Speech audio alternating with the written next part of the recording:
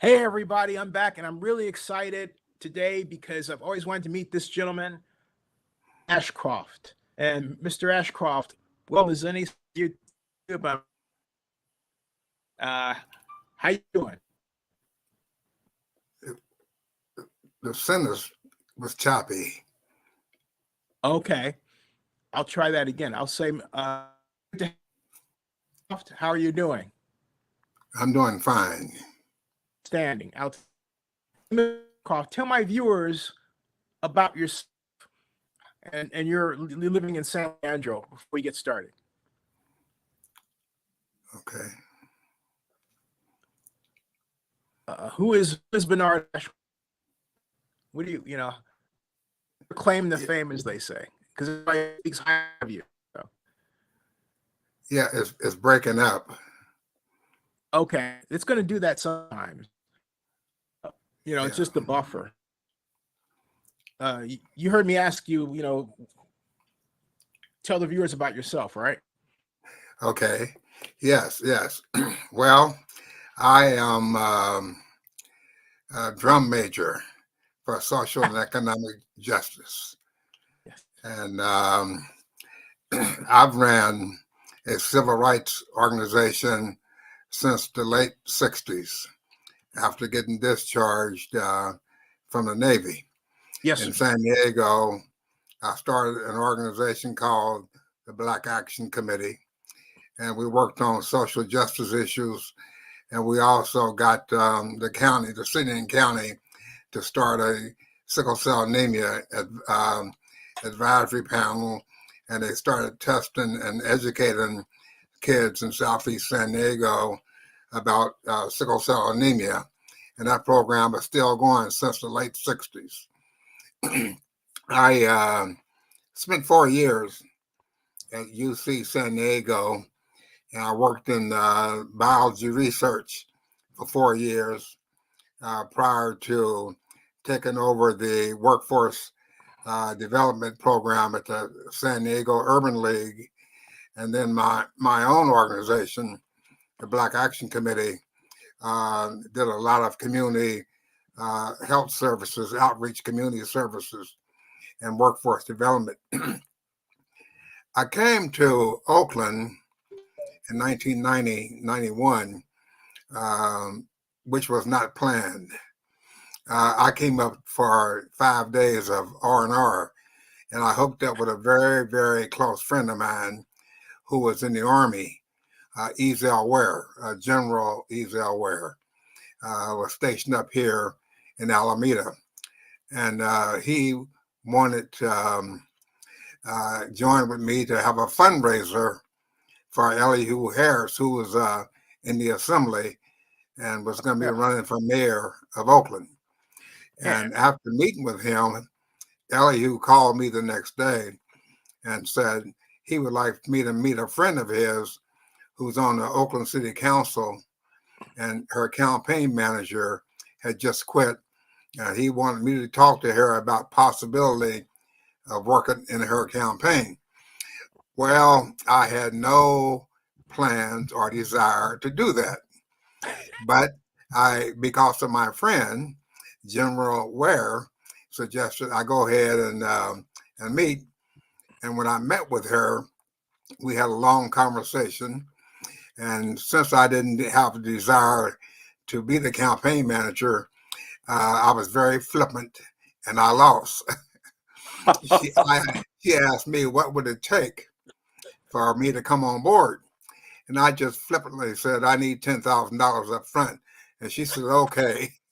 And I'm standing there, and I'm standing there looking like a clown, thinking, what the hell have I just done? And so I get back to the hotel. I call my friend Ezel, and he's on the damn floor laughing about it. And he said, man, please go ahead and do it. You can do this. So I said, okay, let me call her back. I called her back and asked her, could we meet with her top uh, advisors and supporters? And she said, sure. So the next day I met with Lionel Wilson, the mayor, Frank Ogawa, Leo Bazile, two or three other people. And I told my friend Ezel, who I met with, and he said, look, that's the cream of the crop in Oakland. Yep. And so I was somewhat familiar with Oakland because I had come to Oakland several times to meet with Bobby Seale and the Black Panthers, because we started a program in Oakland to feed children breakfast every morning and give away clothing and food and so forth. So I used to come up and meet with him and go back to Oakland, go back to San Diego and replicate some of those programs. And so I got started working on Alita Cannon's campaign. And at the end of the campaign, she called me in and we sat down and she said, Benard, I really would like for you to be my chief of staff. I really like you, and you were the person that I really want in my office. And I said, Alita, look, I live in San Diego. And she said, come on, you can move up here. So I thought about it and I decided to go ahead and put all my furniture in storage in San Diego. I came up, lived with a family for about a month until I could find a place. And I found a place over by the Lake Merritt, off of Grand Avenue. And so I've been here ever since. And after a few years on the council, I opened up a training center on the former Navy base in West Oakland and got involved with social and economic justice. And 1995, I got married and decided, well, I need to find a house. And I moved to San Leandro. And the first week in San Leandro, which was November 1995, a week before Thanksgiving, I met with the mayor, Ellen Corbett, who passed away a few weeks ago. Yes, sadly. Yes. I knew the history of San Leandro when I lived in San Diego. Yeah. Everybody in civil rights knew how racist San Leandro has always been. And so I asked the mayor, what was she going to do about it? And we talked. And then after meeting with her, I met with the police chief, Bob McGinnis. He and I happened to become good friends. Yeah. And I started an organization in San Leandro called African Americans for a Better San Leandro. And that's how we got the first African American on the city council and on the school board. And then we followed that up with several other activities and issues, got several proclamations completed, several resolutions passed, and we're still at it. I moved from the Navy base to over near the airport in Oakland. And 2 years ago, I organized a group called the Big Tent, TENT. Mm-hmm. And we have about a dozen agencies and about 100 people who work with us and participate on trying to eradicate the systemic racism still in San Leandro. In fact, this week we made a presentation to the Rules Committee of City Council, and we have proposed a new housing ordinance so people can afford to live here, but also to reduce homelessness and also to have rent protections. And so this group is very active. And also Wednesday, I met with Assemblywoman Mia Banta on a problem that companies having here in San Leandro, who provides services to developmentally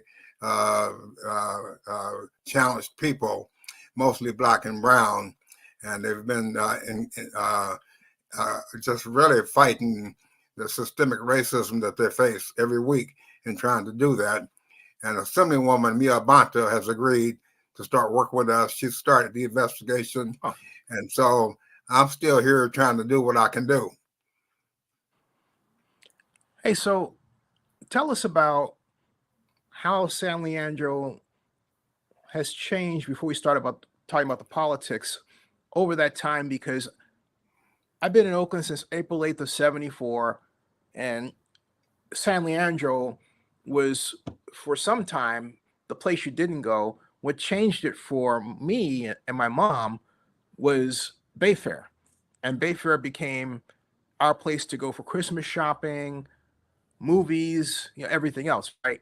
And then when Bart really facilitated that, because I remember a time when San Leandro didn't have, now it's different, but Well, was it we've was it made some political changes, but sure. also what's very, very interesting is the demographics of St. Leandro has changed.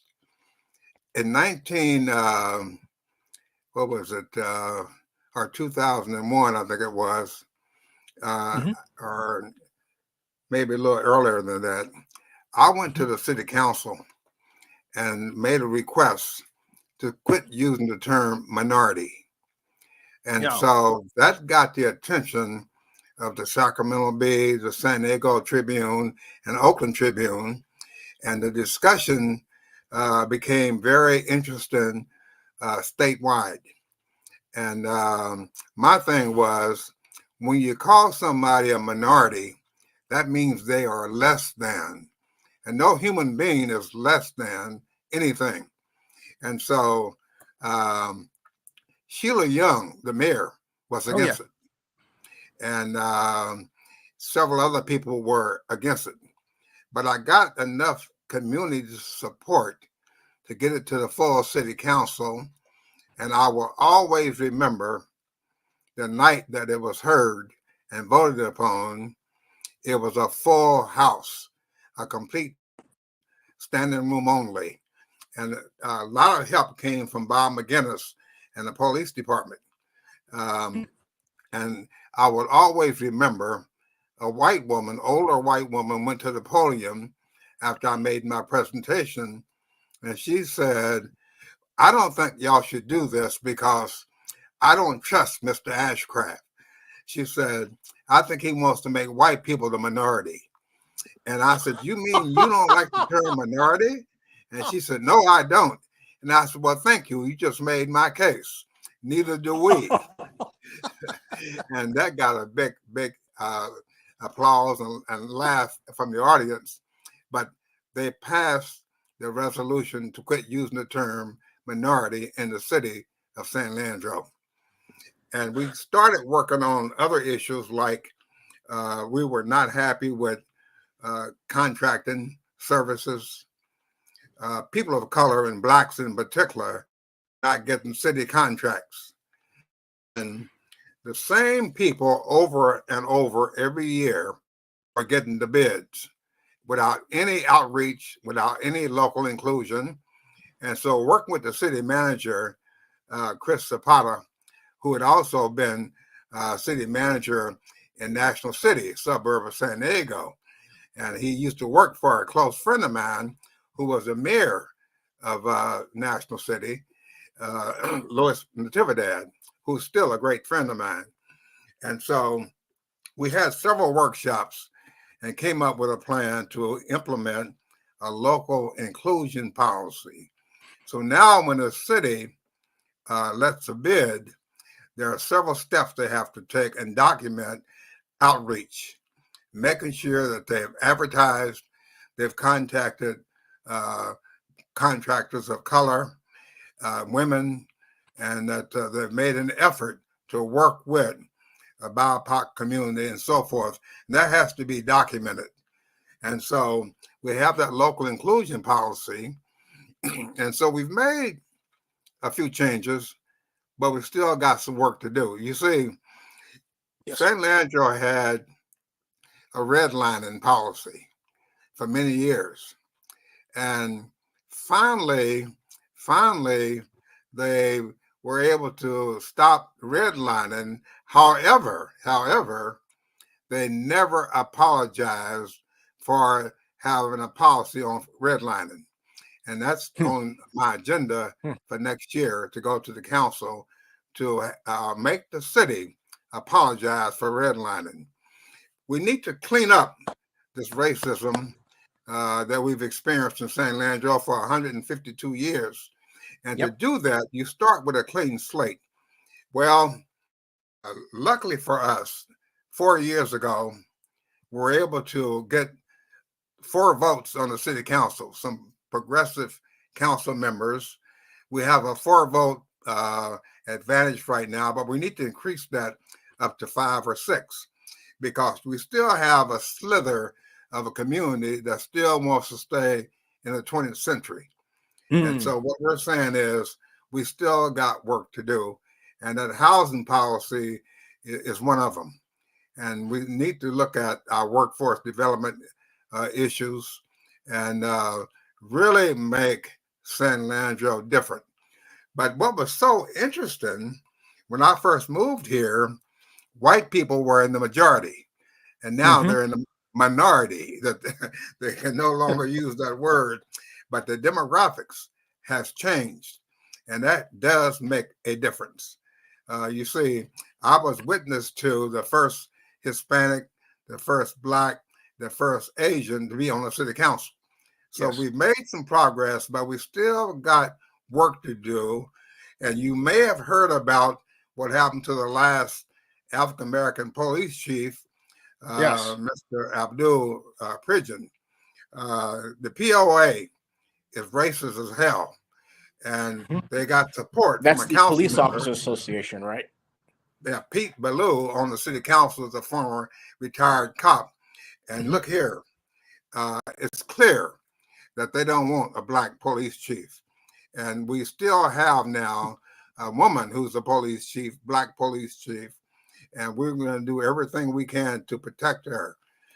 But what was interesting, the fallout behind forcing Mr. Pridgen out was the city manager, Fran, worked very closely with us. And when Abdul Pridgen left, she hired another Black police chief who happens to be a woman. And also, she left to go to Florida to take over a position as city manager. And the assistant city manager replaced her, who happens to be Black. And so we've made some changes. Hey, so in that context and that wonderful history, could you tell my viewers about the current race between Bryan Azevedo and Ed Hernandez, who was the previous holder of his seat, and why it's so contentious? And you have people like Lee Thomas and uh, Leo Sheridan and all these other people, Connie, former council member Connie uh, Lopez, playing all these games against Bryan that are really evil. And that's, I just say that because that's the best way to describe it. Yeah. Well, that's a good example of why we still have work to do. You see, Ed Hernandez served on the city council, Yes, sir. but he did not support DEI, diversity, equity, and inclusion. You Really? see, he teamed up with the Mayor Cutter, City Council Member Cox, and others. He had an opportunity to make a difference, and he didn't do it. Me and a friend of mine who ran a business for many years in San Leandro met with him over lunch. And we talked about the need of local inclusion policy. We talked about the need for an office of equity. And after 2 hours of meeting with him, he made no commitments, but he went back to City Hall and he hooked up with Cox and Cutter and others and never came through on an office of equity because he wanted to remain popular with the conservative council members and mayor. And so that did not happen. Well, it just so happens that Bryan Azevedo ran against him and beat him. And he has not been able to accept that. So you have Lee Thomas, a former council member, was the first incumbent in the history of San Leandro to be defeated. And Wow. he has not gotten over that. Hmm. And you see, he is a problem. And so Ed Hernandez is a problem. Well, the mayor, Juan Gonzalez, is a problem. And so we got work to do. And they try to create this silliness. And, if you want to talk about, I think, character, and you want to talk about integrity, they displayed a lack of integrity and character. And so they don't belong in public office anywhere, not just San Leandro, but anywhere. And so, but what they did was they sure showed the public what their character is really about. And so it's important that we move forward and not allow this type of character on the city council. In order to make progress and to move forward, we need a new way forward, and it cannot be with people of that ilk. Yeah, let's talk about some of the things they've been doing, like the whole library incident. That was an entire lie, right? Yes. Yeah. I guess when you are a loser, and you see Karina Lopez with that group, who also lost her election, she wanted to be the mayor. And so she got very angry at Bryan Azevedo because he was running for mayor, and she didn't feel that she wanted him as her competitor. And she hooked up and began to embrace Pete Ballou and against him. And she lost, and Juan did win. But you see, they can't accept losing. And so they wanted to create an atmosphere of stupidity, which they did. And the people now see what type of character we're dealing with in St. Leandro. So that little small slither of stupidity is what we still need to get out of St. Leandro. And guess what? We will. We shall overcome. It's amazing to me, sir, that former Councilmember Lopez would say that she was harmed by Bryan Azevedo at the library. But in point of fact, when you look at the video, and we have it here, Zenny 62, she's had her arms outstretched. She pushed Lee Thomas into the wall with such force that I believe she pulled her right arm muscle. And at the same time, she had her left arm on Bryan Azevedo's mother and pushed her with such force that she knocked Bryan's mother into Bryan, and you can see Bryan stumbling on the video. And I'm thinking, how could she come out and then blame, and then try to suppress the video? And other people saying, show the video, show the video, show the video. And the video comes out, right? And it's quite obvious that Connie Lopez was the real instigator of this whole thing, and then told a lie about the hospital. I mean, how unbelievable is that? Well, I think that she thought that incident will allow her to file some type of a suit. But I guess she must be have less skills than I do on technology.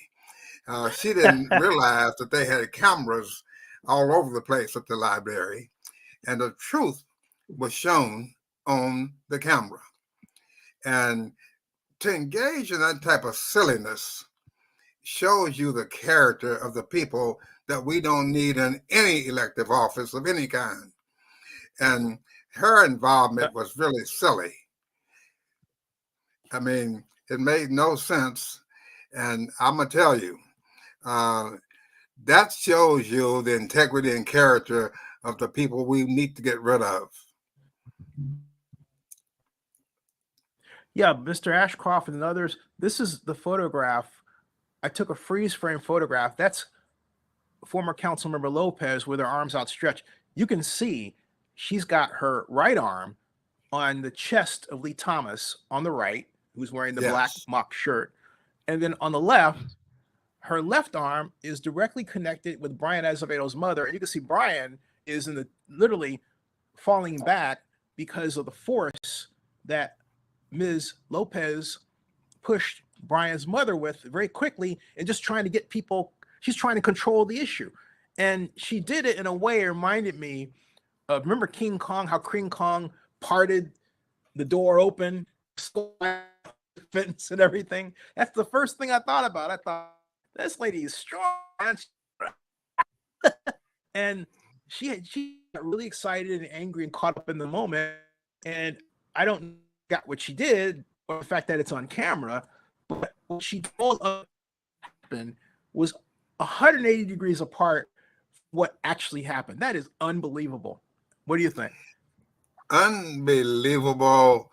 And these are people who have been elected officials. It tells you about the character. It tells you about the lack of integrity. And I guess losing, they just could not accept the fact that they got beat fairly in the democratic process. And this really speaks loudly. And now the people can see that video We and have a bit see of a just freeze frame, which will what clear type up in of a second, I character think. So we're let dealing me with. This morning's newspaper, help it along local here. Go ahead. newspaper, said there would be no charges filed. And I don't know whether they thought that they could create a situation to try to set Bryan up and maybe file some kind of a charge against him. He did not start this incident. I mean, he tried to avoid it. And they just did something that is the height of stupidity. Yeah, and then I understand that Karina Lopez is going to sue some people, and I'm thinking, okay, that's interesting. I guess she forgot she's a public figure, and that there's video. So I don't know where the lawsuit's going to come from, or how it would be framed. I only know that it would receive a very quick motion of summary judgment and be tossed out of court, if it even made it that far. Well, but it also speaks to a problem that we've got to keep out of San Leandro. Yes, sir. It makes no sense. She should be thinking about how to be a leader, how to provide leadership rather than stupidity. And so now we know what we're up against, and we know we need to elect progressive, intelligent members of city council, the mayor's office, and all the offices. We've really got to do due diligence on who we choose to be public leaders. In my time, I've always found that people who presented themselves like the way Ms. Lopez did or Mr. Thomas, but in an entirely other perspective, you meet them in person, you find they're actually really nice people. So, what is it going on in San Leandro that causes people that you would think are really, really nice, and you hear good things about them, normally, to become people like we see in this specific case? What's going on with the Mr. Thomas who seems like a cool guy? I understand he makes a great barbecue, from what I understand, But what's going on where they just turn evil like this? Well, we still have that little 10, 15% in the community that don't want change. Hmm. They got the mentality of a Donald Trump. And so what we have to do is be smarter. The Big Tent organization now will start looking at and recruiting people of integrity and character to run for office. We can no longer sit back and just wait to react to somebody who says, I'm going to file for city council. That's not good enough. We now need to go out and do recruitment and professionally look for people who can really make a difference in this city and bring this city to another professional level. And that's something that we have on our agenda to start doing. We don't want to continue to be reactionaries. We want to be proactive and move this city forward. And I really believe we got enough people in San Leandro that will allow us to do that. Hey, absolutely, because San Leandro today is really a dramatic mix of people. It's almost a nice salad, if you will. Curious, however, can you tell my viewers what kind of council member was Ed Hernandez when he was in the seat that Bryan Azevedo as council member holds? He had a chance he had an opportunity to be a change maker. He had an opportunity to make a difference. Obviously, he was not in touch with the people. Had he been in touch with the people, he would have seen the effort and the need for change. He could have seen that going forward, San Leandro was not the old San Leandro, and there was a need for a good, strong, progressive, intelligent leadership. But he chose to hook up with conservatives. And you see, look, Pete Ballou is a Republican. He changed his party to run for office in San Leandro because he didn't think there was enough Republicans in San Leandro to elect him. So he changed his party from Republican to Democrat. Well, what he is a Republican in Democratic clothing. And so we need to look at the character of people. If you are a Republican, and you have a right to be a Republican, if you believe in the ideals of the Republican Party, why would you change? What does that say about you as a character? So therefore, he came in shady. And so what I'm suggesting is that we, going forward, need to avoid these type of people. Ed Hernandez chose to run with the conservative arm of the council and not advocate for change. And so the people spoke up, the people stood up and spoke out, and they said, we'd rather have a Bryan Azevedo because he can lead us differently. We had Fred on the city council, Fred Simon, a brilliant, very intelligent, high character, high integrity man who makes a difference. I remember when Victor decided to run for city council against Lee Thomas. He and I spent 2 hours one Saturday morning at Starbucks because he wanted to talk about whether or not he had the opportunity to win. I told Victor, look, you can win because your opponent has no real progressive station on anything. And so we need somebody who can bring about change, and you can do that. It's going to take some work. And finally, he said, okay, I'm going to go ahead and throw my hat in the ring. And he won. And when the people rejected Lee Thomas on the city council, they did it for a specific reason. They said, he's not the character we want as a leader in our city. And he has not been able to accept that. I noticed that the first time former Councilmember Hernandez ran, he was for defund the police. Yes. Now he's for fund the police, as opposed to having a consistent line or any really raison d'etre for, his flip-flop. What say you about that? One of the things that I talked about when everybody across the country was screaming, defund the police, I was 100% against it. Yeah. It was not about defunding the police. It's about reforming the police. Yes. All communities need public safety, and all communities need adequate funding for public safety. And one of the things that I did was I lobbied for and really worked hard with the last police chief and the city manager to open an office of human services. My thing was we need an office of human services to deal with non-police activity, such as homelessness, such as public health problems. And all that's part of reform. Human Service Department is a part of reforming the police structure. And so it was idiotic to talk about defunding. And so now with the POA in San Leandro, people like Ed Hernandez and the mayor, they feel that by working with the POA, that they can get reelected and continue to serve because the POA has never, ever been happy with diversity, equity, and inclusion. And so we got some work to do on that end. And the way you do that is put progressive people in office, and you bring in police chiefs who are committed and dedicated to police reform with an adequate budget.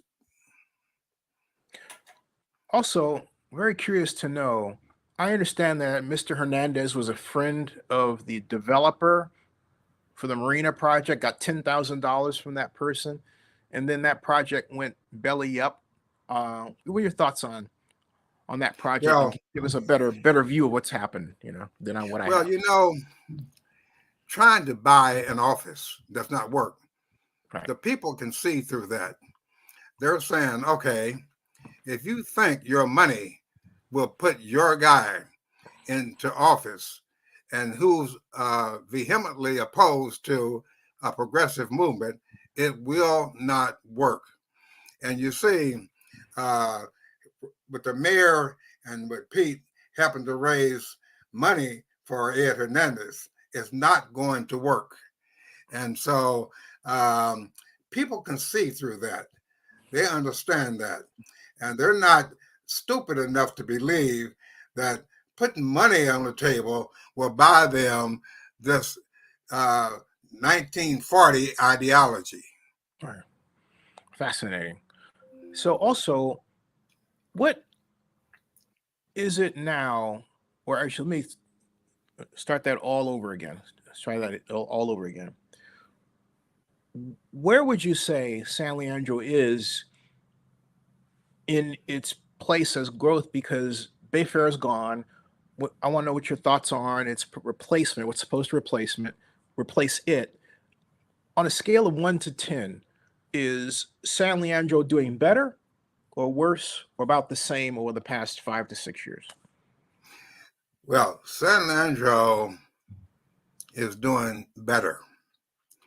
You see, you have a demographic shift on the city council that you didn't have 10 years ago. Right. You have a progressive set. We still need 2 more positions filled. We're still 2 positions away. We don't want to just have a simple majority. We want to have a complete majority, very similar to Berkeley. Mm-hmm. You see, Mm-hmm. when in San Leandro, every measure that has gone to the city council for change has never come from a council member. It's always come from the community. The mayor has not proposed a housing ordinance. The community has demanded a housing ordinance. The mayor did not propose DEI. The community did.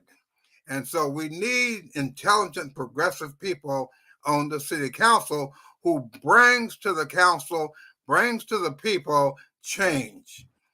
Every issue that's brought about an ordinance or some other type of change has come directly from the people.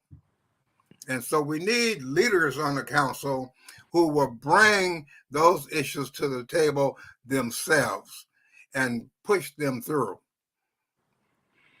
And that's why you're supporting. You see, in Berkeley, the people can always count on their elected officials to do what's right. They can always count on people bringing issues to the table and getting it passed without fighting and without discrimination. And so we need that type of a city council. And I think that we might be 2 to 4 years away from having that type of a structure. Well, hey, I'm gonna close off there because we could talk forever. I also want people to know Zenny62 Media was hired by the campaign for Bryan Azevedo for city council because at the time Mr. Azevedo was being hammered and still is being hammered by, well, give you even one example, a person who calls themselves Lawrence A, who has been posting consistently bad, incorrect, and very personally insulting information about Councilmember Azevedo going all the way back to July 29th of this year at points on a consistently daily basis. And you would say, what kind of information? Like, well, he would tell us how much he doesn't like the way Bryan talks, how he pronounces things. And he describes his dislike for the council member on a very personal level, like, hey, maybe the council member should have a bodyguard or something, right? I have never, in my 20 years of doing this, seen anybody that took their opposition to for a candidate for a strict set of strictly personal reasons, never mentioning any legislation at all, nothing about how the city is ran. Personal. It's like it's junior high school, Mr. Ashcroft. It's wild. Okay. So, and then they had their paid blogger who was marching in to put out information, who I'm not going to repeat the name here, right? Because I don't want to.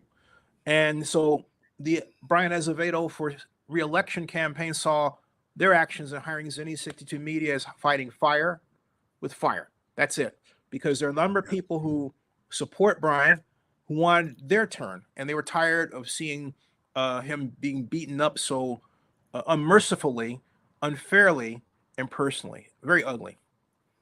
Well, you see, those people are part of that 10 to 15% who Yes, sir. don't want change.